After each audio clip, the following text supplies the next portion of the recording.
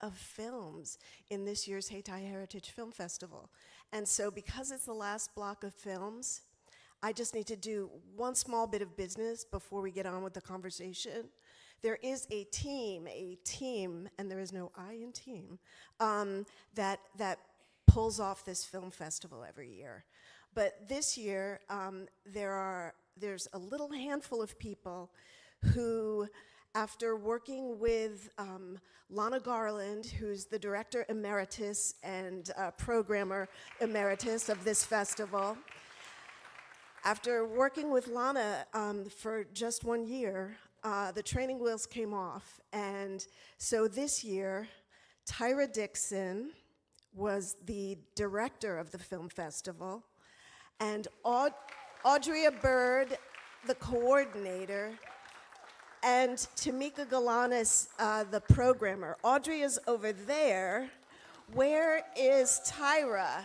Where is Tyra? Come down here, please. I just want, yes, thank you, because I just want you to get claps. I just want you to get applause. I just want you to get some love for these folks. Yeah. Of course. Yeah.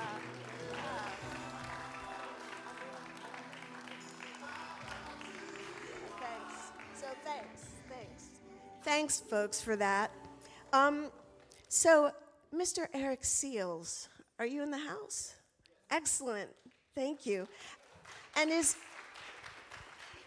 Ariel Marlowe in the house? Hi, come on up. I'm going to let you two have the seats because you're the guests. But I'm going to steal this microphone for a couple of minutes. Because, well, we can share it. Please. No. Yeah, it's okay. Is there a chair backstage, maybe? Okay. Okay. What? We're going to bring another chair because I just felt awkward. I was like, I'll stand and you sit and answer questions. Yeah. No, you're right. That's a lot sitting on that ride for both of us. That's my favorite thing about biking. People are always like, "Oh wow, you're such a great athlete." It's like I've been sitting. I've been sitting all day. I will throw out while we're waiting for this chair, and this chair's here. I think it's super interesting that we both had a 350-mile ride. Yeah. I'm sorry, I stole that. I'm sorry. Never mind. Everybody here, you didn't see that. Sorry, my bad. Thank you. Yeah, I do too. That's one of the things I wanted to talk about, because these two films, one a short, one a feature, like there's a difference, but there's 350 miles in common. So I want to understand like what we saw and what we didn't see. Like y'all were working hard. Oh, you yes. and your dad working so hard. They were working hard too. But they were right in Texas. It had to be a lot hotter. But they looked like they were flying. Yeah. Well, they're in shape. Yeah.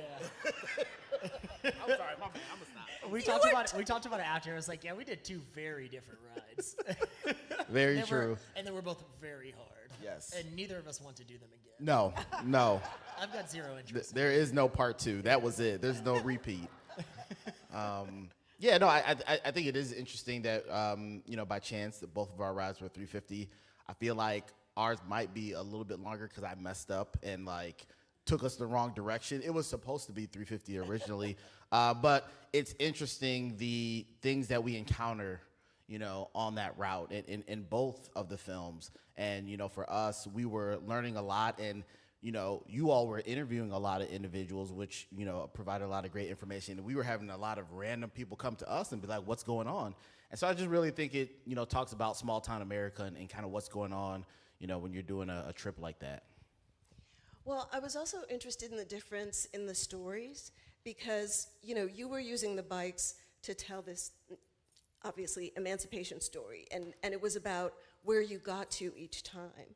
And you were using the bikes to tell the story about your dad's health, about your family, about, all black people's health. Come on, let's eat differently, because yikes. But, yeah, what's the deal? What's the conversation that you want to have about why did you make this film? What's the story you want to tell, and what's the story you want to tell? Sure. I think in kind of in relation to that question, there was something that I think we've seen each other's films before. We met in Denton, Texas, at a film festival. Again, we were in the same block, so we saw each other's films. It was great. I wonder why. Why did they put us together? Black people on bikes, I guess. You're right. It's very rare. But I think one thing that we both talked about was the relationship and the style of communication that we had to learn how to shift to have on that ride. And something that I think has resonated with me, and I saw like the different styles of communication you had with your dad, and you don't really see it a lot in our film, but Talib, Brandon, and I have very different relationships with biking and very different communication styles. And that was something that we had to figure out. I think you guys figured out on day 3. We figured it out halfway through day 2 because I freaked out and yelled at everyone. But it was like one of those things of like, I don't know how to communicate. I need to just do it, like figure out how to do it. And once we all got to that place of understanding and of relating to each other, and we worked on that relationship in a very what's it called when you're on a bike and there's a lot of things. What's the word? I want to think of the word to help you, but I don't know it either. It's the word where like it's like vulnerable. There you go. There you go. Yeah, I forgot that word. Yeah. Don't tell my therapist or my mom or my girlfriend, I guess. But it was like in this big place of vulnerability, black men in the outdoors doing something that is all self-driven, self-actuated, and learning how to communicate with other black men. So you're incredibly vulnerable in this space, and doing that, having it practiced, and it took us, I'd say, about the same amount of time. 350 miles, it took us about 150 to 200 miles to figure it out before it got, I wouldn't say easier, but it got to a place of understanding. Sure. And I think that was a really big, I guess, moment in both of our films that you all talked a little bit more about. We didn't because it's so short. Sure. Yeah. But yeah. For us, the training is where, as you saw, me and my dad really bumped heads. My mom was not lying. We are the same person. I don't see it as much. I know you all probably see it, but we are the same person in so many ways. I played the same sports that he did because he did them. I joined Alpha Phi Alpha Fraternity Incorporated because he did. And I got on a bike because he did, which also means that I had similar eating habits that he's had. And so Dr. Frencher, made a great comment that was not in the film for a couple of reasons, but he said the best way to influence your community, but definitely your family, is through what you do. So if you want to see your kids eat better, your wife eat better, your family eat better, start with yourself, and that's going to go a long way. You don't even have to say anything. Just people seeing that you decided not to order something that day is going to make a big difference. And so the influence that my dad had, this film opened it up for me because I didn't see it at first. Like, I'm like, oh, I'm focusing on the ride, and I'm focusing on his health. And I showed an early cut to someone, and they're like, my favorite part is just you and your dad interacting. And I'm like, that part sucks. I hate that part. And then I went back and watched it, and I'm like, we're kind of interesting, right? And so then it turned into, wow, this is also a story about a father-son relationship. We don't see that in the black community as much, right? And so it just really took its own direction. And I think as artists, as we all are, it's important to allow that to happen and not fight it. I would add another thing, though, since you talked about the vulnerability. Another thing that makes us sick, causes us ill health, illness, is stress. And your vulnerability was stressful, and obviously your father's situation was stressful. But that's another thing that we carry that's really challenging.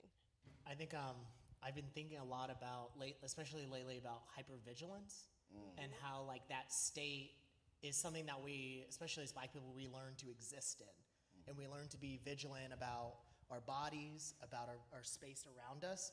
And we use that as, in some ways, as a superpower that like, we look very casual, but we're constantly seeing what's going on around us. And we're doing that not only for ourselves, but for the people around us. And I think as I see other people and as I get into situations with other people, I see they're not as hypervigilant, and it's a little bit frustrating. But I realize that like this is something that I see as a strength, but it is from a negative place. That like it is something that I had to adapt to, that was taught to me, that I had to protect myself because no one else is going to do it. And that adds in, and I talked to my mom about that this weekend. She was here earlier for the screening, but it was like, we talk about stress and we talk about high blood pressure. And like, even if we're eating healthy and we're doing the right things, those amounts of stress that we just constantly feel and have to act through lead to health issues. Yep. And so like me on a bike, and we didn't talk about this in our film, but we all trained separately. And you guys trained together, which I thought was great, but it was one of those things of, part of the reason we had a hard time communicating is because we are so used to taking care of ourselves and protecting ourselves separately that when we came together, it was like, oh, wait, we don't have to look out for number one. We can share this burden, and that will lessen the amount of stress that we have. And so taking that into the community, it's been a really important, especially with Black History Bike Ride, to create spaces that Black people can relax in. That they can participate in something that is scary, that is vulnerable, and their bodies could be at harm, but we're saying, hey, this is a safe place. This is a safe space. It's you can be right, you can be wrong. As long as you get on a bike, we're here for you, and this is one less thing that you have to be afraid of. Yeah, and it makes me think about, during our ride when we were training, doesn't fully come out, but like, when we're doing our training and I'm upset with my dad, it was because we were supposed to share. Mike, his friend, was training us, and he's like, you need to share the load. There's no point of you two riding this whole ride next to each other the whole time, because you're both going to be hit by the wind at the same time. So you share the load and you switch every 5 miles. Somebody wasn't listening. Somebody was. Not pointing any fingers. But I was listening to him because I'm not like a crazy cyclist. And so when I get around someone who's knowledgeable in it, I listen. And so my dad wasn't listening. And so that's why I called him out. But it really goes into sharing the load. That's how we can get through stuff together. One of the doctors was telling me, when you think about stress, it's a death by 1,000 paper cuts. It's small things over time that just eat at you. And so I think about that at my stress at work. Think about that stress with racism and the microaggressions that we deal with.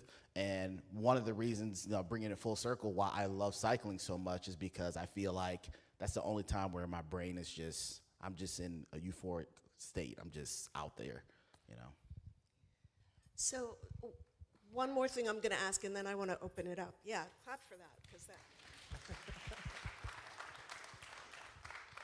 So both of your films, you're on your bikes, you're flying by, and we're seeing you close up, we're seeing you from afar, we're seeing you from above.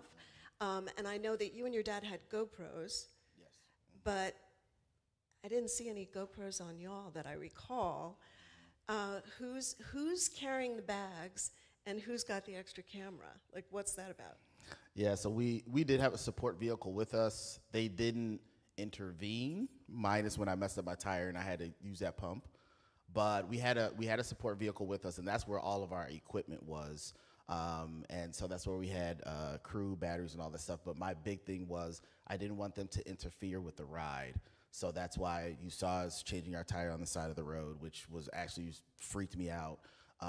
And the way that we got to the GoPros and the drones and all that was because I had actually failed on all our training rides, trying to figure out how I'm going to capture this, because it's very hard to capture. You're going from point A to B. There's no going back again. There's no repeating anything. And they were riding a lot faster, but like people are riding on moving vehicles. And so that's how we did it. We had several GoPros for our ride, and we utilized that to tell the story, as well as a separate camera operator that was in another vehicle. So we had a film crew, and then we had a production vehicle, a SAG vehicle. I don't know. They like yours. They weren't really doing much because we were trying to figure it all out. But I think like if you go back and look at the film, each day I have less stuff on my bike. It was like I think the three of us all had we were all at different levels of cycling, and we all had different levels of gear on our bags. Talib only ever had one bag on his bike. Brandon had every bag every single day because he's hard. And I got rid of a bag every single day. Gotcha. I think we wanted to have more GoPro footage, but Brandon had problems with his GoPro formatting. It rained the second day, and so immediately we threw anything electronic that cost money that could be ruined in the vehicle. But we had a film crew that followed us with the truck. And so it's funny because you said, like, you can't go reshoot stuff. There's one shot, it's like a straight-on shot, and we're at a T intersection on the second day, and we did that shot 3 times. Ooh. Never mind. Because we, like, came up too fast on the film crew, and they were like, oh, we didn't know. We're not ready yet. They were like, can you guys go back? And we're like, you're lucky it's not raining. But it was funny because we set back off, and then it started raining like 10 minutes later, and it was like, cool, we wasted a bunch of time. But it's a good shot. Nice. Nice. That's important. But yeah, so we had them with us, and there is the one drone shot is actually really interesting because it was on the first day, and it's a gravel road. It goes through this, what we found out was private property. But it's this gravel road, and it goes through like this place that's like basically a wedding venue. And so we're on it, and we see these trees, and then we get into the property, and we're like, wait a minute. We can't get out. It's like there's a fence on the other side. Like there's a gate. And so we're like, okay, as we get closer, we're like trying to figure out what the plan is. We're all urban cyclists, I would say. Yeah. And so we're used to like using our bikes to get out of tight situations. Yeah. And so we like literally came up with the plan. It's like, okay, 2 of us are going to hammer into this gate. One person's going to jump off, jump over the fence. Then the other person's going to toss the bike over. We're going to do it real quick. As the third person is timed and comes in, and we just do it real fast. We go bang, bang, bang. All of us are over the fence, and we're gone. Wow. I have never done something so coordinated and perfectly in my life. But it's funny. We all got to the other side of the fence, and the camera crew wasn't there because they had to turn around. But we got to the other side of the fence, and it's in a neighborhood. And as we're finishing the last person getting over, a guy walks out of the house that's right next to the property. And he might have been well-meaning, but he was just like, oh, hey, y'all, like, you guys need some help? And we were like, nope, and then just took off. We're good. We were like, nope, took off. And I lead a lot of rides, and so I was in the front. We're all sitting on my wheel, like, kind of like you all showed. You sit directly behind the other person on the bike. And I'm just with the directions, and I'm just like, right turn, left turn, right turn, calling it out, and we're just hammering. We're probably going like 20 miles an hour, just spinning, trying to get out of this neighborhood before anyone shows up. Yeah, you don't want those problems. Yeah, but that was like probably the only like weird situation that we had on the ride. It was like with the routing and stuff. We were like, oh, this is great. It's a gravel road. Oh, it's private property. Oh, it's Texas. Run. Run. Audience, anybody got any questions? All right, coming towards you. Hello. Hello. I just wanted to say both of your films were so good. And I'm someone, I love biking. Like, I've invested in a bike. You know, a good bike is not cheap. And so I was just super inspired. And it, like, your film combined 2 of my favorite things, which is like biking and history. And so, like, I'm wondering, kind of to the point you just made, did you all kind of have like a biking green book, kind of like where you were like, we shouldn't go through here, or we should be careful around here, or? Really good. I mean, that is something that was under consideration. I will be honest and say I was not heavily involved in the planning process. People are like, are you a filmmaker? I was like, I just rode a bike in a movie. But there were parts, I think, and that's one of the really important things is like, although we had people who like did the research and made the route, we kind of like asked our friends in our community to help us with routes because we know a bunch of people that have ridden in those areas. We built the route around interviewing where the interviews were going to be in the specific locations. But I think at a certain point, because there's so little public land in Texas, I think it's like the state with the least amount of public land and like the least amount of like public routes that That's terrifying. oh, it absolutely is. I won't go into it, but it's terrifying. A bunch of us, and that was part of the reason that like our communication styles were different because our writing styles were different because each of us had different experiences. A lot of it writing solo in rural parts of Texas, and so it was like there was no green book. I think we might have created one of the first safe-ish long distance bike packing routes for Black people, and most of the places we camped were state parks, so public land. But it was really difficult to kind of figure that out. And at the whole time, you're just in the middle of nowhere. You have really limited phone service. And yeah, it's I think, and we talk about this often, but like I would not have done this ride without those two close friends. And I would have been less likely to do it if we didn't have a film crew. Of course.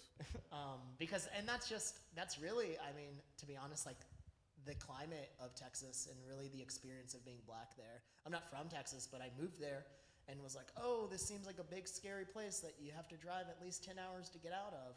And I very quickly realized that like that just kind of was the deal. Yeah, a lot of preparation. Like I said, we did it solo, out of not only a need to go and ride, but also a way to develop confidence in self so that if something goes wrong, I can be able to take care of myself and get out of this situation to then get help from my friends, which is a completely different experience than most of the people that I ride bikes with, because they all look the same and they can all depend on each other and feel safe. Like I've been on lots of group rides where we're in the middle of nowhere on a gravel ride, so like paved road, off-road type things, and you run out of water and you're kind of just like scared for 20 miles to the next place. But I've been with friends who are white appearing who have just rolled into someone's driveway that said, it was like, you know, the signs that say like, you're welcome here, but it says, you're not welcome here, like turn around, stuff like that. They've rolled into driveways and been like, hey, can I use your faucet? And I'm just on the road like, oh yeah, you get water for me, buddy. Yeah. you got this. Good job, buddy. That same thing happened to my dad in Wisconsin, and he's like, "Nah, I'll wait for y'all to come back." Yeah. So that's wild, that connection right there. Yeah. I think yeah, sorry. I think a biking Black history, like biking and camping Black history green book is a great idea, and you could do the Texas section and post it, and then let some other people do some other There you sections. go. I would have to ride my bike a lot. Yeah. I love that. The connection, you know, you highlight the work of Sandra Bland. Sandra and I grew up together in Chicago. It's a real small world how that, you know, came into your film. But yeah, we went to church together, DuPage AME, and that part hit me because we knew each other very well. You also did a great job of exposing yourself. I mean, like as a character, you as a character, like leaving all that stuff at home.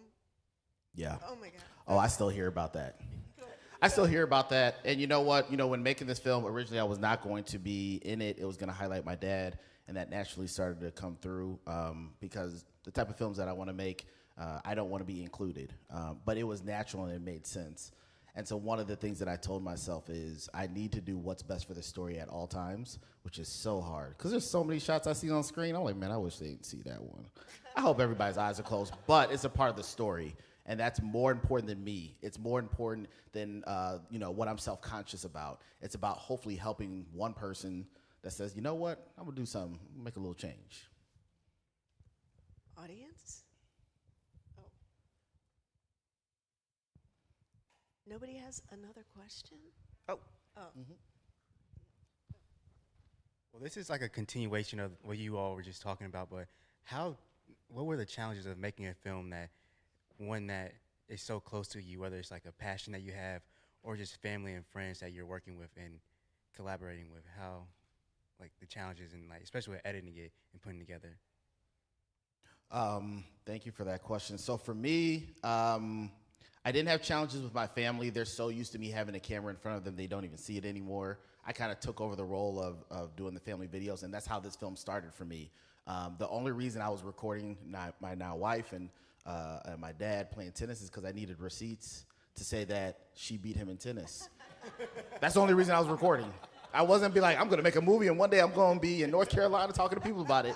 That did not happen, right? And so I just naturally start filming more and more because he decided to buy a bike the next day, and I'm like, that sounds like a mistake because you don't ride bikes. He's like, I know, and I can't get around the block. And so I just kept recording and kept recording. The biggest challenge for me was not my family, but I would say when his bike group and the different people he rides with, the different groups that he rides with, when they really found out what this story was about. And I openly told them this is about black men in health. And I think that made some of them uncomfortable. I grew up in very white suburbia. I'm just as comfortable being in a room of all white people as all black people. Like, you can put me anywhere and I'm good. And it was important to me that I expressed to them, not that I don't want everybody else to be healthy. I want everybody to be great. But if you look at the statistics for black men, they are the lowest, even in comparison to black women. I'm like, something's going on. So this was a film that I dedicated to my dad, people who look like him, myself, and my son. That's what I wanted to do. Any more questions? They're going to make you run all the way over there. Who's? Oh, it's like. Oh, no. Oh, no. Copyright. Thank you both for these films. Mr. Seals, you said something on this panel that made me want to ask this question. Do either of you consider yourselves cyclists officially? Why or why not? Okay. Can I feel like you're going to have me go first. You're first. I'm going to go first. Okay. So, I'm not as much of a nerd as my dad. He's really a nerd when it comes to cycling. I'm going to say, yes, I consider myself a cyclist, just at a different level. And one thing that I learned when getting inside of this community, because it's a cult. I'm a part of it now, too, and I love it. Yes, I have many, because at first I was not wearing all that stuff, but then, my wife is like, did you ride today? I'm like, yeah, I guess I did. She's like, you can take that off now. I'm like, well, it's comfortable now. I'm in the house all day with my, my kid on. One of the things that I don't care about the cycling community is it's not only very cliquish, but it's very, what type of bike do you have? How much money did you spend? And we have made it a very expensive hobby to push some people out. And it's unfortunate because some of the best riders I know in Chicago have bikes that they pretty much found off the street. So it's the motor that I say that makes a difference. It's not the bike. And so, I think as cyclists, we need to be more accepting from people who use cycling to get to work, people who want to be on e-bikes, people who want to be a mountain biker. There's so many different types of cycling. It's a very diverse community, and I'm hoping to show that everybody doesn't have to be super hardcore, and I have 18 bikes, and they're very expensive. Like, who cares? Like, it's not, so that's what I've taken away from being in this community. But I would consider myself a cyclist. Now I bring my tools. I bring my tools because I get reminded a lot about that now. Yeah, I guess I'm a cyclist. I like to tell people that I ride bikes. Yeah. I'm not necessarily a cyclist because it's like this thing. I grew up playing soccer, and so I was like a very big soccer person. Like, that was my identity. I definitely identify with biking way differently. It is not the thing that I think about when I wake up and when I go to sleep and throughout my day. So, at various times I could tell you the entire roster, all the names of an entire roster of a soccer team. But, there was a bike race last weekend, and my friend was talking to me about it, and I was just like, what are you talking about? Mm-hmm. And it's like a world famous, race.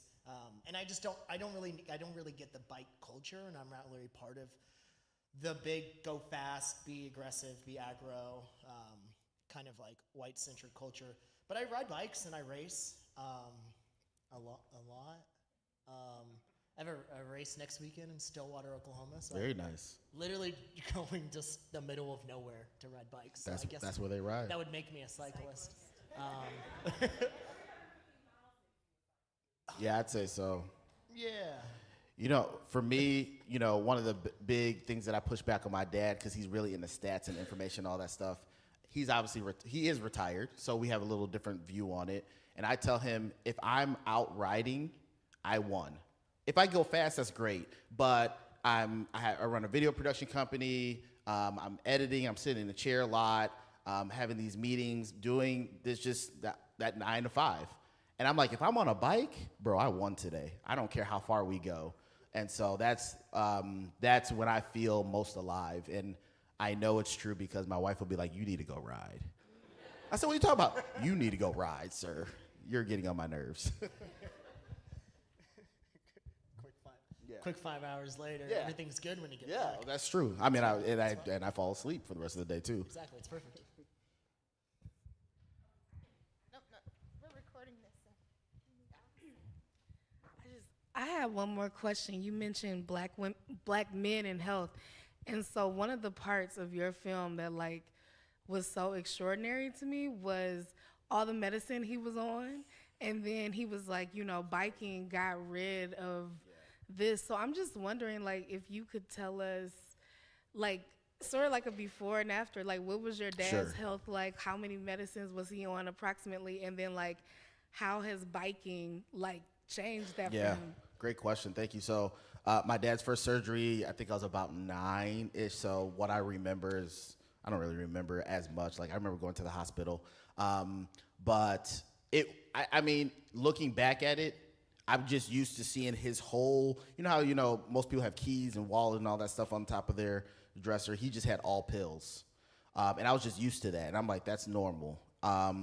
And one of the key things that I like to highlight is he started getting off those pills. That was a 2-year thing. It took him 2 years. He didn't just get off all the pills. He did it very slowly. He consulted with his doctor throughout the entire time. And that made a big difference. And so when I look at how he eats, like, I mean, after the first surgery, like, I don't ever remember seeing my dad order any type of meat if it wasn't chicken or like salmon. I've never seen him order a burger. Like, again, the first one happened when I was 9. So I'm just used to, like, every time he had an open heart surgery, he was making a change. It just wasn't enough. And so I do remember our family would make fun of us because we had skim milk. I do remember, you know, family making fun of us because we had turkey burgers back in the day.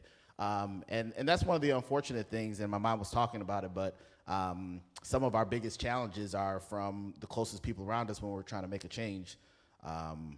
But yeah, that was a 2-year process of him getting off those pills. And I like to really highlight that because I don't want anybody to think that, man, I'm just going to stop taking my pills and ride the bike. That's not a good idea. Please do not do that. Please consult with your doctor or professional in any changes anybody's making. Thank you both for being here. So, we have time. Oh, we do? Yeah, we have Oh, time. I thought, look. It's okay. We got time. You're welcome. First of all, thank you very much for coming to North Carolina and sharing your What up, Frat? experiences. Almost frat. Iota Phi Theta. Oh, I'm sorry. My bad. Man, It's my okay. eyes are bad. Yeah, it's okay. I did see the Phi. Both of your films were extremely inspiring, and I'm just curious to see, is there going to be a part 2, perhaps not from St. Louis to Chicago, but some sort of part 2 to continue that? Because I think that what you guys did was absolutely amazing and excellent and inspiring to all. So we've got a ton of footage that basically we couldn't afford to turn into. We have enough footage that we could have made a longer form, but we didn't have the money for it. And so we've been fundraising to do something with that longer footage. I'm not sure we're going to do like a full-length feature, but what we might do is take all of our footage and break it up into little educational segments. So like, you know, it's like an episode, we all ride our bikes and we show up to this place, and then there's a bunch of historical information. But our producer and writer has been floating other ride ideas and other routes that she was like, oh, we could do the like the journey of the Seminoles from like Virginia to Florida, and I was like, I don't know, it seems long. That's a long ride. I That's was a like- I was long like, ride. What if I just do the North Carolina part? Yeah. And then she was like, oh, well, like also we could do like the Trail of Tears from Florida to wherever, and I was like, it's called the Trail of Tears. Yeah. I was like, why would I want to? I don't know about that, but I was like, I have to work. I think there is opportunity to tell more, especially from our project. There's more opportunities to tell Black history using bicycles, and using that not only as a literal vehicle to transport people through spaces, but also as a vehicle to transport people through time, to share stories that are not being told in our current education system, and also to hold on to truths that are being lost because generations are passing. I think it would be really cool to do something with you guys. I don't want to bike 350 miles again, I'm going to tell you that. I don't want to do that. We should go longer. We should go shorter. We could go longer, but I'm only going to do 1 day segment of that. And that's something that we did talk about. It's like, okay, well, like maybe if we do another trip, it's, you know, there's 3 of us, we each do a day, and we do it with someone joins us on Yeah. a day. Yeah. Because I'll tell you, like, it was really great. Like you guys said, it was so good to be finished. Yes. And like, I look back and I'm like, oh, what a positive experience. What a bunch I learned, and I got to grow with my friends. But like in the thick of it, like you bike 60 miles and then you have to interview someone, Yeah, I couldn't do that. and then you got to get back on the bike and bike another 40 miles to then interview someone, and then go to sleep, and then get up, and then do that for 3 or 4 days in a row. It is tough. And so when I saw what you guys did, I was like, you guys did a way better version. We shouldn't have talked to anybody. We should have just gone and read a plaque. I was like, and then gone to sleep. But you guys said we drank a lot of Modelo that trip because we needed it. Well, he got his tequila at the end of Oh, the trip. good. Thank God. Yeah. We have time for one more question back here.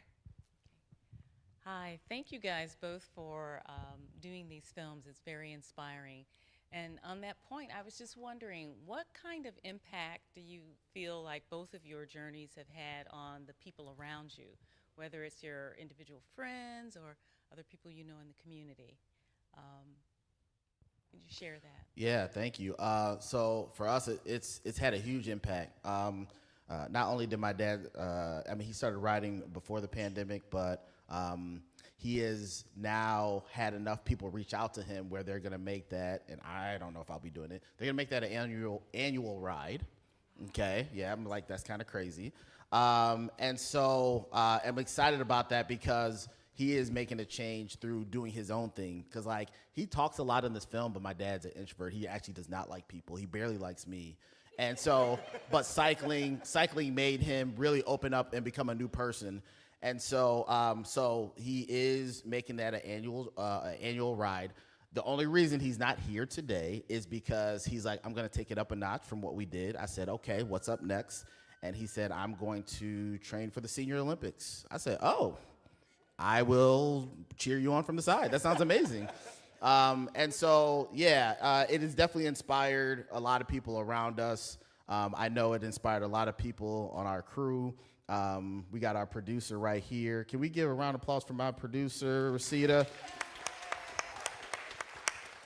If you saw Freedom Hill yesterday, that's her film, and IDP Freedom Hill. And so, yes, we keep it all in the family. And she was on the road the whole time, mentally yelling at me because yeah. Okay. So, long story short, it's definitely inspired a lot of people in my community where they're waiting for the next ride. I think it's definitely inspired people around me, especially like I'm from North Carolina, and the entire 27 years I lived here, I didn't really like ride bikes. That was zero part of my personality. I didn't really start until I moved to Texas since 2017. But it's been a good way for me to not only like show my friends what I've been up to and how much I've grown and the things that are important to me now, but it's also given people it's given people this impetus to be like, oh, this person I know has done this thing and they've changed so much. Like, maybe I could start looking outside of like the life that I currently live, and that there's like, it's, you know, we always say it's never too late to change your habits, and to start paying attention to stories and people that are outside of your purview. I think it brought a lot of attention to the project that we have in Austin, where we do group social rides to learn about Black history. And I don't know how much you all know about Austin, but it's a big city that's it's a small city that's constantly getting bigger in terms of density. But with that comes new people not knowing the history of certain areas.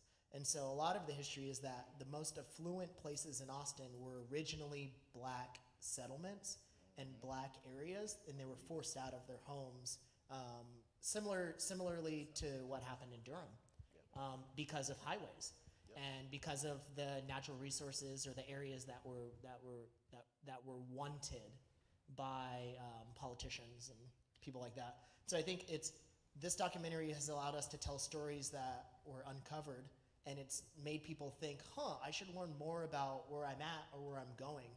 And hopefully the goal is to continue to do that, and I think when we were in Denton, we did a Black History bike ride. We researched historical spots in Denton, and did a very short ride to kind of not only learn about that area that we were going to, but then share that with people that were there.